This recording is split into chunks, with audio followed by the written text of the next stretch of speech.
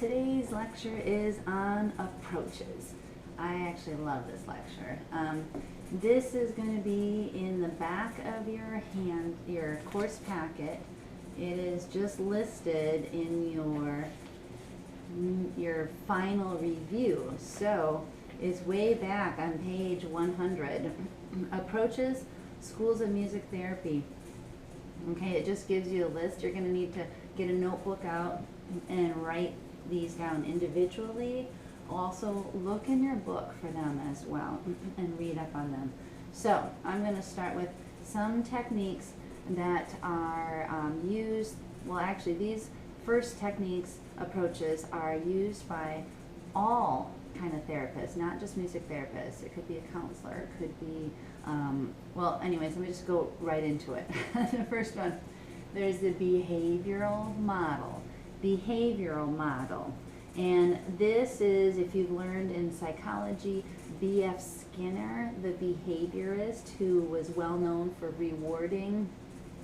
The token economy is what behaviorists use. What are they looking at? The main focus is a client's actions, the behaviors that they do.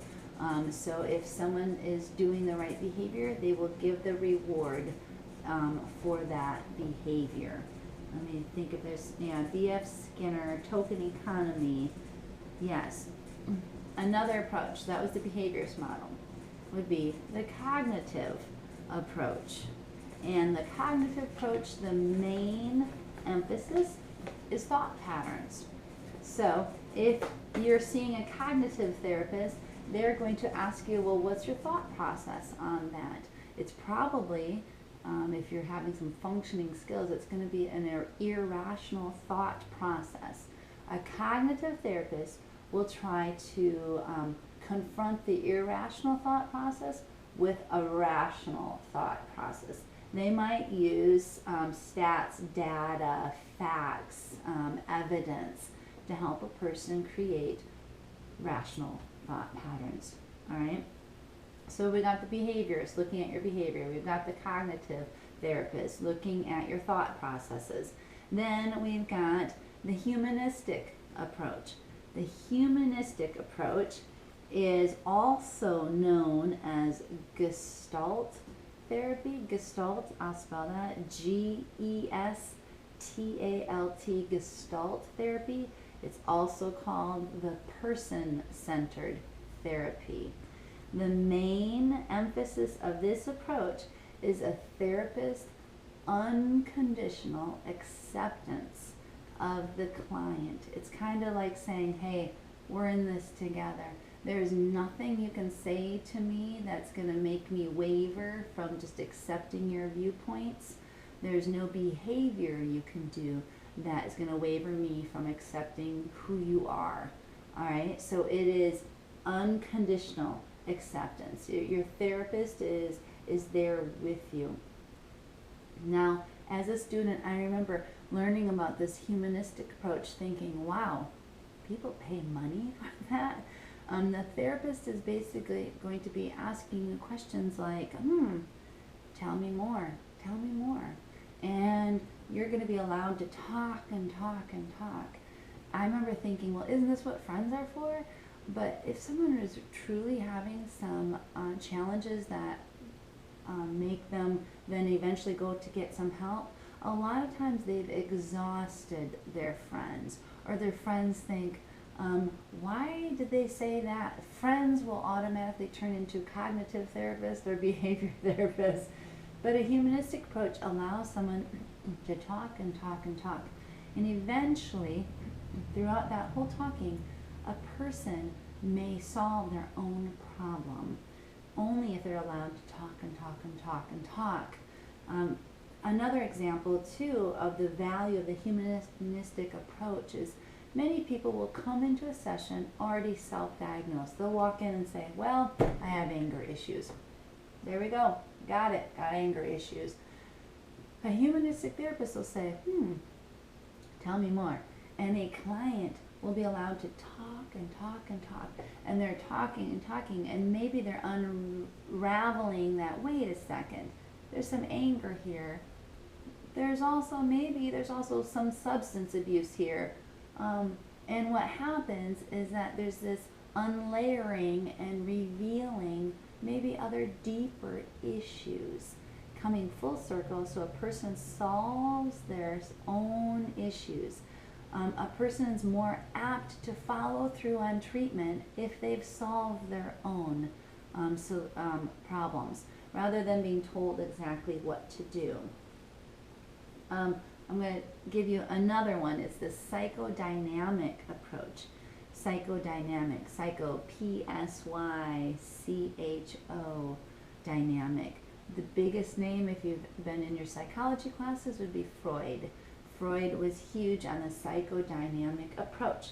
The main emphasis is based on past experiences. So Freud, there's some other names, Adler, Jung, the main focus is bringing unconscious material to the conscious level. Unconscious, what's unconscious? A lot of times this could be feelings or even events that a client has repressed. They don't deal with it, they haven't thought about it, they've repressed it. Also, it could be just bringing up past experiences. It might not even be your past. It could even be your parents' past. It could be your culture's past. It could be your grandparents' past. And what they're going to do is they're going to try to put in tools to help a person reconfigure this past event or feelings. So now they're going to have coping mechanism, coping tools to deal with these past issues. I want to now give you a scenario. So here's your options: behaviorist, cognitive, humanistic, psychotherapy. Here's your client. Your client has a fear of elevators. All right? Now, it's always a good question to ask your therapist what kind of approach they use, because your session is going to look a lot different depending on which one of these therapists you're going to. Fear of elevators. Walks in to a behaviorist. Well, what's going to happen? That behaviorist therapist is going to probably eventually, over time, get the client into an elevator, right? This is like when you see someone that has a fear of heights, and next thing you know, they're up on the top of a building. Fear of spiders, they've got spiders on them. They went to a behaviorist, all right? And all of these work. It just depends on what you feel works for you. So if you have a fear of elevator, go to behaviorist. Eventually, you're going to be getting into an elevator. Now we go to a cognitive therapist. There's my timer. Okay. Cognitive therapist says, what is the thought process? And that person, the cognitive therapist, is going to try to give facts, statistics. Maybe they'll go and watch people getting in and out of the elevator to see some rational thinking. All right, fear of elevator goes to humanistic therapist. Humanistic therapist will say, tell me more. Tell me more. Have you ever been caught in an elevator? Tell me more. The client is allowed to talk and talk and talk. And maybe they find out that they really are claustrophobic. Maybe it's not just elevators. And then they come up with their own solutions and plans in their own time. Humanistic approach does take a little bit longer, but generally the results last longer as well. All right, goes and sees psychodynamic therapist. Psychodynamic therapist is going to say, tell me about your past. Have you ever been caught in an elevator? Maybe the client says, no, I've never been in the elevator. Tell me about your parents' past. Well, my mom's been caught in an elevator, and this is what she's always told us. So again, they're going to the past, and they're going to start layering on some coping mechanism tools for that approach. All right, I'm going to stop this one.